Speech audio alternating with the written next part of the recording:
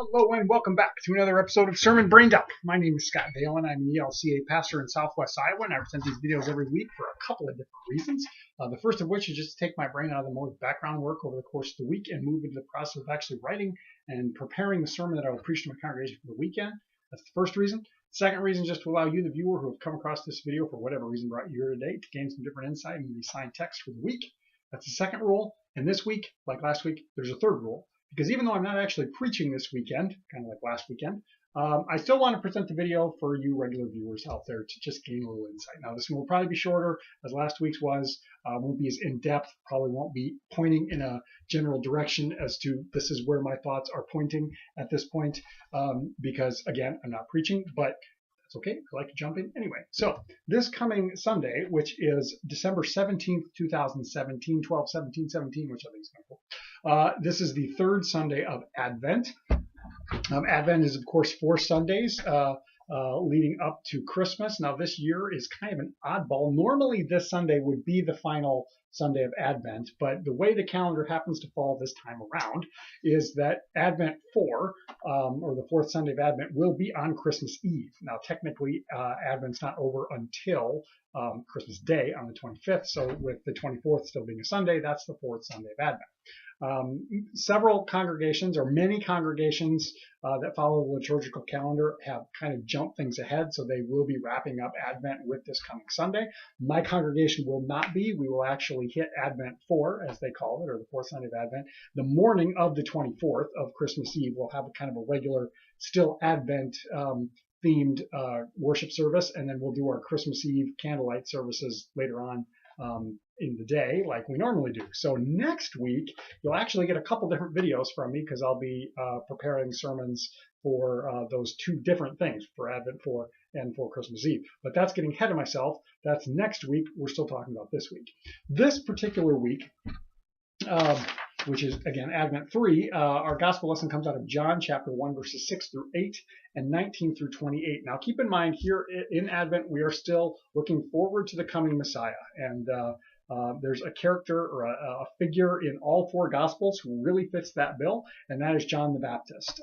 Now, we hear in the Synoptic Gospels, Matthew, Mark, and Luke, that John is the one who actually baptizes Jesus, and that's kind of could probably be considered the culmination of his ministry of repentance, his ministry of baptism, his ministry of preparation out in the wilderness. That's not the end of what we hear about John the Baptist, but that's kind of the closing point of his ministry that we hear about. Now, yes, in all likelihood, his ministry continued even after we transition into Jesus and the focus on him, but that's just kind of beside the point. Now, here in John, it's a little bit different. Here in John, he's never called. Oh, and I need to make a side note. John, the gospel writer, John, is not John the Baptist, different John. And he's also not John, the disciple of Jesus, different John. So we've got John. There's Johns all over the place, but different people. Okay, cool. All right. So John's gospel, speaking about John, aka John the Baptist, but here he's not the Baptist. He's never called the Baptist. We do hear him say that he's been baptizing. That's a part of what we'll read yet today. But we don't hear about him baptizing Jesus. Now, did it happen? Yes, it probably did. But John's gospel, the 4th gospel, whatever we want to call it, never actually states that John the Baptist baptizes Jesus. See, I'm getting confused. But he bears witness to it, to what he has seen. His role in John's gospel is really that of the witness, or in the Greek, witness is actually like martyr. It's where we get the word martyr. So he bears witness, and martyr is apparently bearing witness through your death. That's kind of where we get that term. But I'm getting off track. So that's kind of a little bit of a background. And if you're familiar with the opening portion of John's gospel, it's called the Prologue. That's like the first 17 verses or so. So part of that is represented here. We get a little snippet of that. That's the verses 6 through 8, which is almost like a weird little side note in the midst of the prologue. And then we zip over to verse 19, and we kind of pick up the tail end of it. So that's a lot of talking, a lot of background, a lot of stuff. Let's jump in. There was a man sent from God whose name was John. He came as a witness to testify to the light, so that all might believe through him. He himself was not the light, but he came to testify to the light. This is the testimony given by John when the Jews sent priests and Levites from Jerusalem to ask him, "Who are you?" He confessed and did not deny it, but confessed, "I am not the Messiah." And they asked him, "What then? Are you Elijah?" He said, "I am not." "Are you the prophet?" He answered, "No."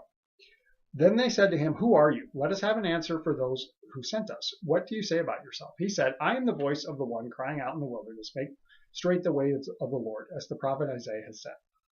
Now they had been sent from the Pharisees, and they asked him, "Why then are you baptizing if you are neither the Messiah, nor Elijah, nor the prophet?" John answered them, "I baptize with water. Among you stands one whom you do not know, the one who is coming after me. I am not worthy to untie the thong of his sandal." This took place in Bethany across the Jordan where John was baptizing. All right, so that's it. Now again, keep in mind where we're at in Advent, looking forward to the coming Messiah.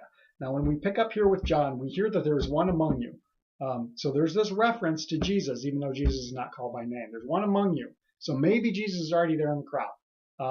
The timing aspect of this whole situation is a little ambiguous. And as we continue on, we kind of see the next day and then the next day. But the crowds are around. The people are listening to John. John has a following. John has his own disciples, a couple of which he ends up pointing towards Jesus, one of which is Philip, or Andrew. And I don't know, one of them. I'm getting mixed up today. But and they become followers of Jesus. They become some of his first disciples. So everything about John points towards Jesus, points forward. And what I really like about this passage, what I really like about the way John speaks about himself is, for him, it's never about him. It's always about, what am I called to do? Well, I've been called to point towards another, to point towards the one who is to come. And he preaches, he evangelizes, he brings good news. That's what, right now in the mainstream media, the word evangelical is kind of here in the U.S. anyway, is pretty well tied in with mainline white Republican, which is really not cool, because the word evangelist actually means bearer of the good news or bringer of the good news. Evangelizes is good news bringer. That's where the word evangelical comes from. So basically, anyone who shares the gospel, who shares the good news of Christ, is an evangelical, technically. And that's what John was doing. He was bringing forth the good news.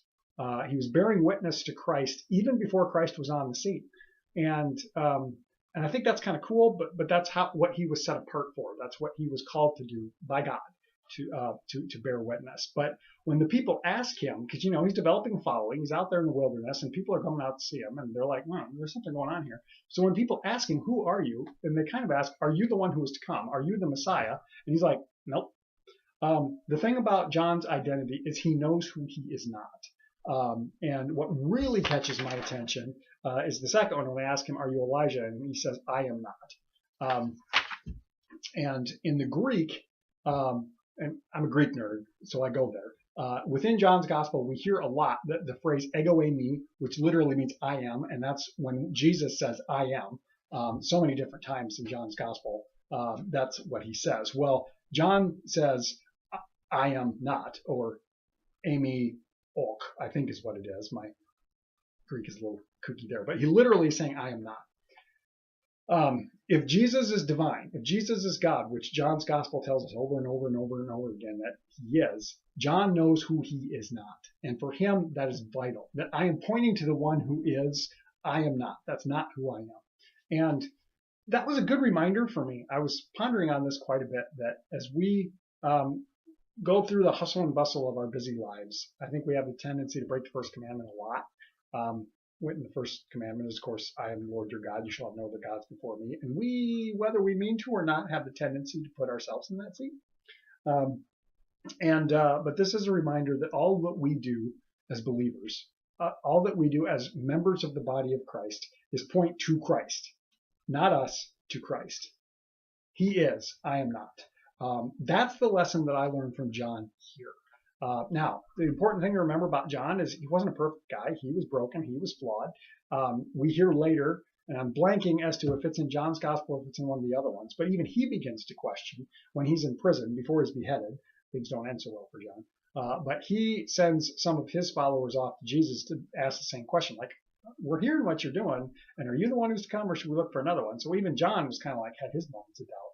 But he points to the one who is, in his own flawed way. God empowers him to preach the good news of the one who is to come, to prepare the way of the Lord, to prepare, even I just said it, to prepare the way of the Lord. That's what's happening here. He's questioned, there's pushback, and yet he knows what he's called to do, and he does it. And he also will say later, I must become less so he can become greater. That's it. Again, this one's a little shorter than normal. Those are just some thoughts off the top of my head, as I haven't done the in-depth study that I often do when I'm going to preach. But if you have thoughts, questions, or comments, throw them down in the comment section. We'll continue the conversation that way. Otherwise, I hope you have a blessed week. We will catch you next time. Again, next week we'll have 2 different videos as we're preparing for both Advent 4 and Christmas Eve. So we'll catch you next time. God bless.